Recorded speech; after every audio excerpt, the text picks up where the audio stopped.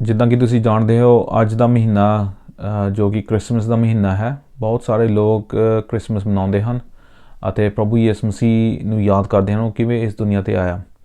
Bible ਵਿੱਚ ਦੇਖਦੇ ਹਾਂ ਕਈ ਗੱਲਾਂ ਜੋ ਕਿ ਸ਼ਾਇਦ ਅਸੀਂ ਕ੍ਰਿਸਮਸ ਦੇ ਨਾਲ ਨਹੀਂ ਜੋੜਦੇ। ਅੱਜ ਇਦਾਂ ਦੀ ਹੀ ਗੱਲ ਅਸੀਂ ਦੇਖਣ ਜਾ ਰਹੇ ਹਾਂ ਜੋ ਕਿ ਬਹੁਤ ਹੀ ਡੂੰਘੇ ਤਰੀਕੇ ਨਾਲ ਜੁੜੀ ਹੋਈ ਹੈ। ਅਸੀਂ ਅਯੂਬ ਦੀ ਕਿਤਾਬ 'ਚ ਜਾਵਾਂਗੇ। ਅਯੂਬ ਦੀ ਕਿਤਾਬ ਜੋ ਕਿ ਬਾਈਬਲ ਦੀ ਸ਼ਾਇਦ ਸਭ ਤੋਂ ਪਹਿਲੀ ਕਿਤਾਬ ਲਿਖੀ ਗਈ, ਜੋ ਕਿ ਇੱਕ ਅਯੂਬ ਨਾਮ ਦਾ ਬੰਦਾ ਸੀ ਜੋ ਕਿ ਬਹੁਤ ਹੀ ਅਮੀਰ ਸੀ ਅਤੇ ਉਹ ਪ੍ਰਭੂ ਨੂੰ ਮੰਨਦਾ ਸੀ ਅਤੇ ਉਸ ਉੱਤੇ ਬਹੁਤ ਕਠਿਨਾਈ ਆ ਗਈ, ਉਸ ਉੱਤੇ ਬਹੁਤ ਦੁੱਖ ਆ ਗਿਆ ਅਤੇ ਉਸ ਦੇ ਬੱਚੇ ਮਰ ਗਏ। ਉਸ ਦੀ ਸਾਰੀ ਜੋ ਜ਼ਮੀਨ ਜਾਇਦਾਦ ਸੀ ਉਹ ਸਾਰਾ ਕੁਛ ਕੀ ਉਹਦੇ ਕੋਲ ਚਲੇ ਗਏ ਅਤੇ ਇਸ ਦੁੱਖ ਦੇ ਵਿੱਚ ਉਸ ਨੂੰ ਹੋਰ ਦੁੱਖ ਕਈ ਲੱਗ ਗਏ। ਉਸ ਦਾ ਸਰੀਰ ਵੀ ਇੱਕ ਬਿਮਾਰੀ ਦੇ ਨਾਲ ਕੀ ਭਰ ਗਿਆ ਅਤੇ ਉਸ ਦੇ 3 ਦੋਸਤ ਉਹਦੇ ਕੋਲ ਆਏ ਉਸ ਨੂੰ ਤਸੱਲੀ ਦੇਣ ਲਈ। ਪਰ ਜਦੋਂ ਉਹਨਾਂ 3 ਦੋਸਤਾਂ ਨੇ ਉਸ ਦੇ ਨਾਲ ਗੱਲਬਾਤ ਕਰਨੀ ਸ਼ੁਰੂ ਕਰ ਦਿੱਤੀ ਅਤੇ ਉਹਨਾਂ ਨੇ ਅਯੂਬ ਨੂੰ ਕਿਹਾ ਕਿ ਸ਼ਾਇਦ ਤੇਰੇ ਪਾਪ ਦੇ ਕਰਕੇ ਤੇਰੇ ਉੱਤੇ ਮੁਸੀਬਤ ਆਈ ਹੈ। ਉਸ ਸਮੇਂ ਅਯੂਬ ਨੇ ਆਪਣੇ ਦਿਲ ਨੂੰ ਖੋਜਣਾ ਸ਼ੁਰੂ ਕਰ ਦਿੱਤਾ ਅਤੇ ਕਿਹਾ ਕਿ ਸ਼ਾਇਦ ਮੈਂ ਤਾਂ ਨਹੀਂ ਕੋਈ ਪਾਪ ਕੀਤਾ। ਅਤੇ ਇਹ ਜੋ ਕਹਾਣੀ ਹੈ ਅਯੂਬ ਦੀ, ਜੋ ਕਿ ਇੱਕ ਸੱਚੀ ਕਹਾਣੀ ਹੈ, ਇਸ ਦਾ ਕ੍ਰਿਸਮਸ ਦੇ ਨਾਲ ਕੀ ਤਾਲੁਕਾਤ ਹੈ, ਅੱਜ ਅਸੀਂ ਇਸ ਨੂੰ ਦੇਖਣ ਜਾ ਰਹੇ ਹਾਂ। ਅਸੀਂ ਪੜ੍ਹਦੇ ਹਾਂ ਅਯੂਬ ਦੀ ਕਿਤਾਬ, ਉਸ ਦਾ 9 ਅਧਿਆਏ ਅਤੇ ਉਸ ਦੀ 25 ਆਇਤ ਤੋਂ ਲੈ ਕੇ 35 ਆਇਤ ਤੱਕ। ਉਸ ਵਿੱਚ ਅਸੀਂ ਕੁਝ ਗੱਲਾਂ ਦੇਖਦੇ ਹਾਂ ਜੋ ਕਿ ਸਾਨੂੰ ਦੱਸਦੀਆਂ ਹਨ ਕਿ ਅਯੂਬ ਦੀ ਸਮੱਸਿਆ ਕੀ ਸੀ। ਅਸੀਂ ਪੜ੍ਹਦੇ ਹਾਂ ਅਯੂਬ ਕਹਿੰਦਾ ਹੈ, ਮੇਰੇ ਦਿਨ ਦੌੜਾਕ ਨਾਲੋਂ ਤੇਜ਼ੀ ਨਾਲ ਬੀਤ ਰਹੇ ਸਨ। ਮੇਰੇ ਦਿਨ ਉੱਡਦੇ ਜਾਂਦੇ ਨੇ ਅਤੇ ਉਹਨਾਂ ਵਿੱਚ ਕੋਈ ਖੁਸ਼ੀ ਨਹੀਂ ਹੈ। ਮੇਰੇ ਦਿਨ ਛੇਤੀ ਲੰਘ ਰਹੇ ਹਨ। ਅਤੇ ਫਿਰ ਉਹ ਕਹਿੰਦਾ ਹੈ 27 ਆਇਤ ਵਿੱਚ, ਜੇ ਮੈਂ ਆਖਾਂ ਮੈਂ ਸ਼ਿਕਾਇਤ ਨਹੀਂ ਕਰਾਂਗਾ, ਮੈਂ ਆਪਣਾ ਦਰਦ ਭੁੱਲ ਜਾਵਾਂਗਾ, ਮੈਂ ਆਪਣੇ ਮੂੰਹ ਉੱਤੇ ਹਾਸਾ ਚਿਪਕਾ ਲਵਾਂਗਾ, ਇਸ ਨਾਲ ਕੁਝ ਨਹੀਂ ਬਦਲਦਾ। ਮੇਰੇ ਤਸੀਹੇ ਹਾਲੇ ਵੀ ਮੈਨੂੰ ਭੈਭੀਤ ਕਰਦੇ ਹਨ ਅਤੇ ਮੈਂ ਜਾਣਦਾ ਹਾਂ ਕਿ ਤੂੰ ਪਰਮੇਸ਼ਵਰ ਮੈਨੂੰ ਬੇਗੁਨਾਹ ਘੋਸ਼ਿਤ ਨਹੀਂ ਕਰੇਗਾ। ਹੁਣ ਮੈਂ ਇੱਥੇ ਰੁਕਦਾ ਹਾਂ ਅਤੇ ਗੱਲ ਕਰਦਾ ਹਾਂ ਅਯੂਬ ਦੀ ਸਮੱਸਿਆ ਦੀ। ਅਯੂਬ ਦੀ ਸਮੱਸਿਆ ਇਹ ਹੈ ਕਿ ਅਯੂਬ ਉੱਤੇ ਬਹੁਤ ਕਠਿਨਾਈ ਆਈ ਹੋਈ ਸੀ, ਪਰ ਉਸ ਤੋਂ ਵੀ ਵੱਡੀ ਸਮੱਸਿਆ ਇਹ ਸੀ ਕਿ ਅਯੂਬ ਇੱਕ ਪਾਪੀ ਸੀ। ਬਾਈਬਲ ਸਾਨੂੰ ਦੱਸਦੀ ਹੈ ਕਿ ਪੂਰਾ ਸੰਸਾਰ ਜੋ ਹੈ ਉਹ ਪਾਪ ਨਾਲ ਭਰਿਆ ਹੋਇਆ ਹੈ।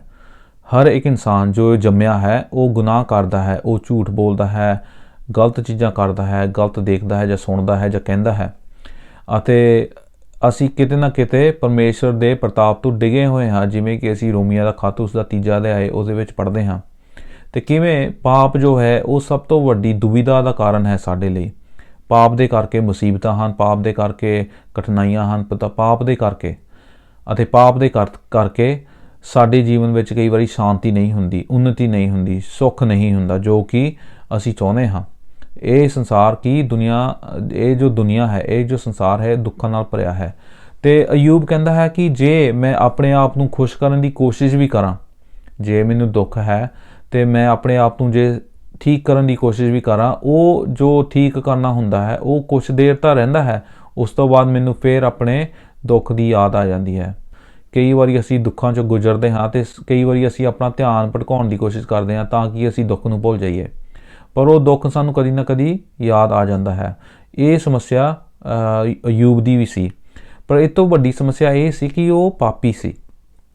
ਅਯੂਬ ਪਾਪੀ ਸੀ। ਹਾਲਾਂਕਿ ਅਸੀਂ ਬਾਈਬਲ 'ਚ ਦੇਖਦੇ ਹਾਂ ਵੀ ਇਸ ਕਰਕੇ ਨਹੀਂ ਉਸਨੂੰ ਦੁੱਖ ਆਇਆ ਕਿ ਉਸਨੇ ਪਾਪ ਕੀਤਾ ਸੀ। ਅਸੀਂ ਬਾਈਬਲ 'ਚ ਦੇਖਦੇ ਹਾਂ ਕਿ ਅਯੂਬ ਨੂੰ ਇਸ ਕਰਕੇ ਦੁੱਖ ਨਹੀਂ ਆਇਆ ਕਿ ਉਸਨੇ ਪਾਪ ਕੀਤਾ ਸੀ। ਪਰ ਹਰ ਇੱਕ ਜੋ ਦੁੱਖ ਇਸ ਸੰਸਾਰ ਵਿੱਚ ਹੈ ਉਹ ਸਾਡੇ ਪਾਪਾਂ ਦੇ ਕਰਕੇ ਹੀ ਹੁੰਦਾ ਹੈ। ਆਦਮ ਜਿਸ ਨੇ ਪਰਮੇਸ਼ਰ ਦੇ ਖਿਲਾਫ ਪਾਪ ਕੀਤਾ ਅਤੇ ਉਹ ਪਾਪ ਵਿੱਚ ਡਿੱਗ ਗਿਆ ਅਤੇ ਉਸ ਦੇ ਪਿੱਛੇ ਜੋ ਉਸ ਦੀ ਸੰਤਾਨ ਆਈ ਉਹ ਪਾਪ ਵਿੱਚ ਹੀ ਪੈਦਾ ਹੋਈ। ਇਸ ਲਈ ਪਾਪ ਦੇ ਕਰਕੇ ਮੌਤ ਹੈ, ਪਾਪ ਦੇ ਕਰਕੇ ਦੁੱਖ ਹੈ, ਪਾਪ ਦੇ ਕਰਕੇ ਕਈ ਕਠਿਨਾਈਆਂ ਹਨ ਅਤੇ ਪਾਪ ਦੇ ਕਰਕੇ ਅਸੀਂ ਪ੍ਰਭੂ ਤੋਂ ਕੀ ਦੂਰ ਹੋ ਜਾਂਦੇ ਹਾਂ। ਪਰਮੇਸ਼ਰ ਜੋ ਸਾਡਾ ਰਚਨਹਾਰ ਹੈ ਉਸ ਤੋਂ ਅਸੀਂ ਕੀ ਦੂਰ ਹੋ ਜਾਂਦੇ ਹਾਂ ਸਾਡੇ ਗੁਨਾਹਾਂ ਦੇ ਕਰਕੇ। ਅਤੇ ਅਯੂਬ ਇਸ ਚੀਜ਼ ਦੀ ਗੱਲ ਕਰਦਾ ਹੈ, ਉਹ ਕਹਿੰਦਾ ਹੈ ਕਿ ਕੁਝ ਵੀ ਨਹੀਂ ਬਦਲੇਗਾ ਅਤੇ ਉਹ ਕਹਿੰਦਾ ਹੈ 29 ਆਇਤ ਵਿੱਚ, ਮੈਨੂੰ ਤਾਂ ਪਹਿਲਾਂ ਹੀ ਦੋਸ਼ੀ ਮੰਨ ਲਿਆ ਗਿਆ ਹੈ, ਇਸ ਲਈ ਮੈਂ ਕੋਸ਼ਿਸ਼ ਕਿਉਂ ਕਰਾਂ। ਮੈਂ ਆਖਦਾ ਹਾਂ ਇਸ ਨੂੰ ਮੈਂ ਭੁੱਲ ਜਾਵਾਂ। ਜੇ ਮੈਂ ਆਪਣੇ ਆਪ ਨੂੰ ਬਰਫ਼ ਨਾਲ ਵੀ ਸਾਫ਼ ਕਰ ਲਵਾਂ ਅਤੇ ਆਪਣੇ ਹੱਥ ਸਾਬਣ ਨਾਲ ਧੋ ਕੇ ਸਾਫ਼ ਕਰ ਲਵਾਂ ਤਾਂ ਵੀ ਪਰਮੇਸ਼ਰ ਮੈਨੂੰ ਚਿੱਕੜ ਵਾਲੇ ਟੋਏ ਵਿੱਚ ਧੱਕ ਦੇਵੇਗਾ, ਫਿਰ ਮੇਰੇ ਬਸਤਰ ਵੀ ਮੈਨੂੰ ਨਫ਼ਰਤ ਕਰਨਗੇ। ਬਾਈਬਲ ਦੱਸਦੀ ਹੈ ਸਾਨੂੰ, ਰੋਮੀਆਂ ਦਾ ਖੱਤ ਉਸ ਦਾ ਪਹਿਲਾ ਅਧਿਆਇ ਉਹਦੇ ਵਿੱਚ ਕਹਿੰਦਾ ਹੈ ਕਿ ਸਾਡੇ ਜੋ ਚੰਗੇ ਤੋਂ ਚੰਗਾ ਕੰਮ ਹੈ ਉਹ ਕੀ ਲਿਬੜੇ ਹੋਏ ਕੱਪੜਿਆਂ ਵਾਂਗੂ ਹੈ, ਉਹ ਗੰਦੇ ਕੱਪੜਿਆਂ ਵਾਂਗਰ ਹੈ।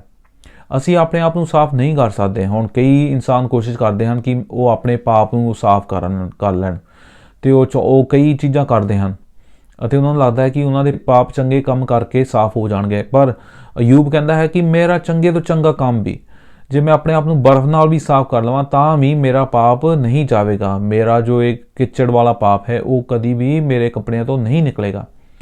ਅਤੇ ਇਹ ਜੋ ਅਯੂਬ ਦੀ ਸਭ ਤੋਂ ਵੱਡੀ ਦੁਬਿਧਾ ਸੀ, ਅਤੇ ਇਹ ਦੁਬਿਧਾ ਪੂਰੇ ਸੰਸਾਰ ਦੀ ਵੀ ਹੈ, ਇਹ ਦੁਬਿਧਾ ਸਾਡੀ ਵੀ ਹੈ। ਅਸੀਂ ਆਪਣੇ ਆਪ ਨੂੰ ਕਿਵੇਂ ਸਾਫ਼ ਕਰੀਏ?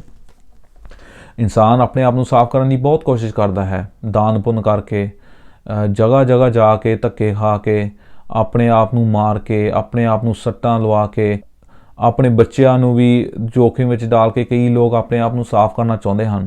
ਉਹ ਆਪਣੇ ਰੱਬਾਂ ਨੂੰ ਮਨਾਉਣਾ ਚਾਹੁੰਦੇ ਹਨ, ਪਰ ਰੱਬ ਨਹੀਂ ਮੰਨਦੇ।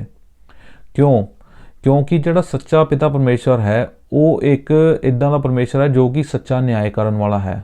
ਅਤੇ ਅਯੂਬ ਕਹਿੰਦਾ ਹੈ ਕਿ ਮੇਰਾ ਨਿਆਂ ਉਹੀ ਕਰਦਾ ਹੈ। ਜੇ ਮੈਂ ਆਪਣੇ ਆਪ ਨੂੰ ਸਾਫ਼ ਵੀ ਕਰ ਲਵਾਂ ਤਾਂ ਵੀ ਪਰਮੇਸ਼ਰ ਨੇ ਮੇਰੇ 'ਚ ਇੱਦਾਂ ਦੀ ਕੋਈ ਚੀਜ਼ ਦੇਖ ਲੈਣੀ ਹੈ ਜੋ ਕਿ ਉਸਨੂੰ ਪਸੰਦ ਨਹੀਂ ਆਉਣੀ।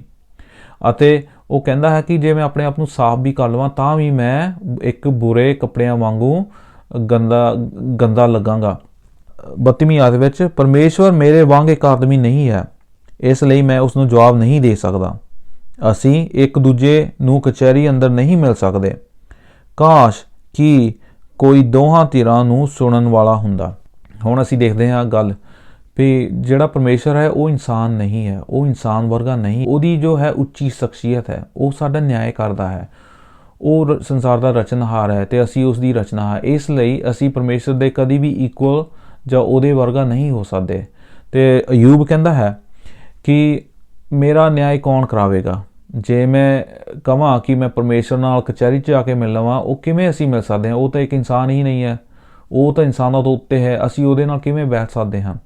ਅਤੇ ਫਿਰ ਉਹ ਕਹਿੰਦਾ ਹੈ ਕਿ ਸ਼ਾਇਦ ਮੇਰੇ ਕੋਲ ਕੋਈ ਇੱਦਾਂ ਦਾ ਵਕੀਲ ਹੋਵੇ ਜਿਹੜਾ ਕਿ ਮੇਰੀ ਉਹਦੇ ਨਾਲ ਸਲਾਹ ਕਰਾ ਦੇਵੇ।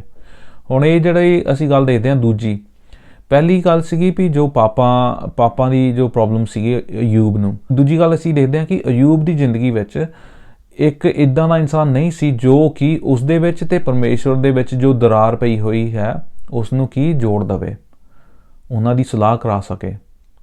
ਅਤੇ ਇਹ ਜੋ ਸਲਾਹ ਕਰਾਉਣ ਵਾਲਾ ਹੈ ਅਯੂਬ ਦੀ ਜ਼ਿੰਦਗੀ 'ਚ ਨਹੀਂ ਸੀ। ਹੁਣ ਅਸੀਂ ਅਯੂਬ ਦੀ ਕਿਤਾਬ ਫੇਰ ਦੇਖਦੇ ਹਾਂ, ਉਸ ਦਾ ਪਹਿਲਾ ਅਧਿਆਇ, ਉਸ ਦੀ 5 ਆਇਤ, ਉਹਦੇ ਵਿੱਚ ਅਸੀਂ ਪੜ੍ਹਦੇ ਹਾਂ ਕਿ ਕਿਵੇਂ ਅਯੂਬ ਆਪਣੇ ਬੱਚਿਆਂ ਲਈ ਪ੍ਰਭੂ ਦੇ ਕੋਲ ਜਾ ਕੇ ਦਲੀਲਾਂ ਦਿੰਦਾ ਸੀਗਾ, ਕਈ ਵਾਰੀ ਸੈਕਰੀਫਾਈਸ ਕਰਦਾ ਸੀਗਾ ਪ੍ਰਭੂ ਦੇ ਕੋਲ ਜਾ ਕੇ। ਅਤੇ ਉਹ ਕਹਿੰਦਾ ਸੀਗਾ ਵੀ ਮੇਰੇ ਬੱਚਿਆਂ ਨੂੰ ਮਾਫ਼ ਕਰ ਦੇ, ਜੇ ਉਹਨਾਂ ਦੇ ਕੋਈ ਭੁੱਲ ਚੁੱਕ ਹੋਈ ਵੀ ਹੈ, ਜੇ ਉਹਨਾਂ ਦੇ ਅੰਦਰ ਕੋਈ ਵੀ ਇੱਦਾਂ ਦਾ ਪਾਪ ਹੈ, ਪਲੀਜ਼ ਖੁਦਾਵੰ ਉਹਨਾਂ ਉੱਤੇ ਕਿਰਪਾ ਕਰ ਅਤੇ ਉਹਨਾਂ ਨੂੰ ਮਾਫ਼ ਕਰ ਦੇ।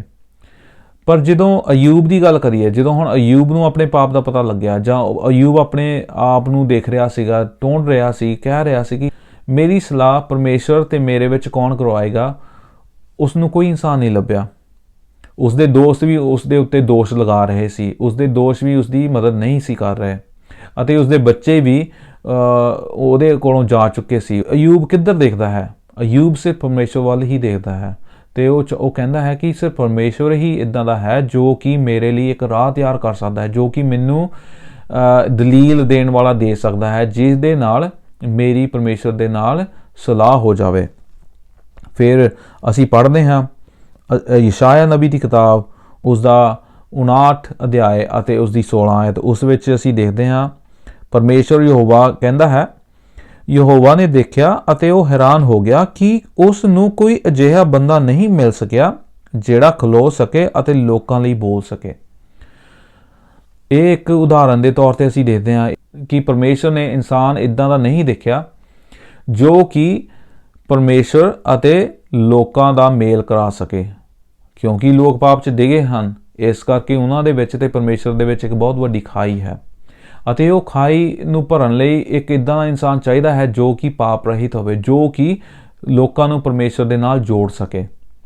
ਕਿਉਂਕਿ ਲੋਕਾਂ ਨੇ ਪਰਮੇਸ਼ਰ ਦੇ ਖਿਲਾਫ ਪਾਪ ਕੀਤਾ ਤੇ ਉਸ ਦੇ ਪ੍ਰਤਾਪ ਤੋਂ ਡਿੱਗ ਗਏ। ਇਸ ਲਈ ਉਹਨਾਂ ਦਾ ਜੋ ਉਹਨਾਂ ਦੀ ਇੱਕ ਸਜ਼ਾ ਹੈ ਉਹ ਪਰਮੇਸ਼ਰ ਤੋਂ ਦੂਰ ਹੋਣਾ ਹੁੰਦਾ ਹੈ। ਅਤੇ ਪਰਮੇਸ਼ਰ ਜੋ ਹੈ ਉਹ ਚੰਗਾ ਪਰਮੇਸ਼ਰ ਹੈ, ਉਹ ਨਿਆਂ ਤਾਂ ਕਰਦਾ ਹੈ, ਪਰ ਉਹਦਾ ਦਿਲ ਕਿਰਪਾਲੂ ਹੈ ਤੇ ਉਹ ਚਾਹੁੰਦਾ ਹੈ ਕਿ ਉਸ ਦੇ ਕੋਲ ਲੋਕ ਆ ਜਾਣ।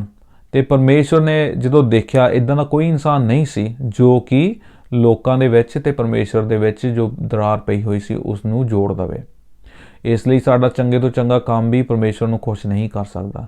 ਅਤੇ ਅਯੂਬ ਦੀ ਜ਼ਿੰਦਗੀ ਦੇ ਵਿੱਚ ਵੀ ਇਹ ਸਮੱਸਿਆ ਸੀ, ਤੇ ਇਜ਼ਰਾਈਲ ਦੀ ਜ਼ਿੰਦਗੀ ਦੇ ਵਿੱਚ ਵੀ ਇਹ ਸਮੱਸਿਆ ਸੀ, ਤੇ ਸਾਡੀ ਜ਼ਿੰਦਗੀ ਦੇ ਵਿੱਚ ਵੀ ਇਹੀ ਸਮੱਸਿਆ ਹੈ। ਤੇ ਅਸੀਂ ਫਿਰ ਪਰਮੇਸ਼ਰ ਤੋਂ ਕਿਵੇਂ ਆਈਏ?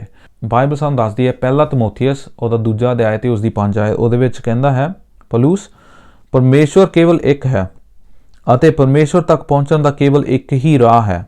ਇਹ ਰਾਹ ਮਸੀਹ ਯੀਸ਼ੂ ਰਾਹੀਂ ਹੈ, ਜੋ ਕਿ ਇੱਕ ਇਨਸਾਨ ਹੈ ਅਤੇ ਜੋ ਇੱਕ ਸਾਡੇ ਲਈ ਦਲੀਲ ਦਿੰਦਾ ਹੈ। ਜੋ ਪ੍ਰਭੂ ਯਿਸੂ ਮਸੀਹ ਹੈ ਉਹ ਇੱਕ ਮੀਡੀਏਟਰ ਹੈ। ਇੰਗਲਿਸ਼ ਦਾ ਵਰਡ ਹੈ ਮੀਡੀਏਟਰ, ਜਾਂ ਅਸੀਂ ਕਹਿ ਸਕਦੇ ਹਾਂ ਉਹ ਇੱਕ ਵਕੀਲ ਹੈ। ਸਾਡੀ ਸਲਾਹ ਕਰਾਉਣ ਵਾਲਾ ਇੱਕ ਇਨਸਾਨ ਹੈ ਜੋ ਸਾਨੂੰ ਪਰਮੇਸ਼ਰ ਦੇ ਕੋਲ ਲੈ ਕੇ ਜਾਂਦਾ ਹੈ ਅਤੇ ਸਾਡੇ ਲਈ ਦਲੀਲ ਪੇਸ਼ ਕਰਦਾ ਹੈ।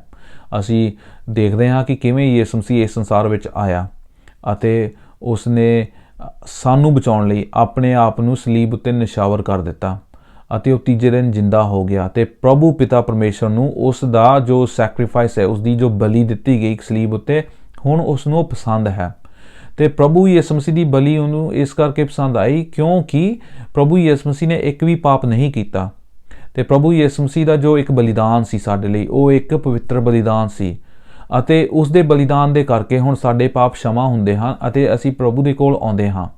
ਤੇ ਪਿਤਾ ਪਰਮੇਸ਼ਰ ਜੋ ਰਚਨਹਾਰ ਹੈ ਇਸ ਸੰਸਾਰ ਦਾ, ਉਹ ਚਾਹੁੰਦਾ ਹੈ ਕਿ ਅਸੀਂ ਪ੍ਰਭੂ ਯਿਸੂ ਮਸੀਹ ਨੂੰ ਜਾਣੀਏ ਅਤੇ ਉਸ ਦੇ ਦੁਆਰਾ ਅਸੀਂ ਮਾਫੀ ਪਾ ਲਈਏ, ਸ਼ਾਂਤੀ ਪਾ ਲਈਏ। ਅਯੂਬ ਦੇ ਕੋਲ ਪ੍ਰਭੂ ਯਿਸੂ ਮਸੀਹ ਨਹੀਂ ਸੀ, ਪਰ ਉਹ ਜਾਣਦਾ ਸੀ ਕਿ ਉਸ ਨੂੰ ਇੱਕ ਇੱਦਾਂ ਦੇ ਇਨਸਾਨ ਦੀ ਲੋੜ ਹੈ ਜੋ ਕਿ ਉਸ ਦੀ ਪਰਮੇਸ਼ਰ ਦੇ ਨਾਲ ਸਲਾਹ ਕਰਾ ਸਕੇ।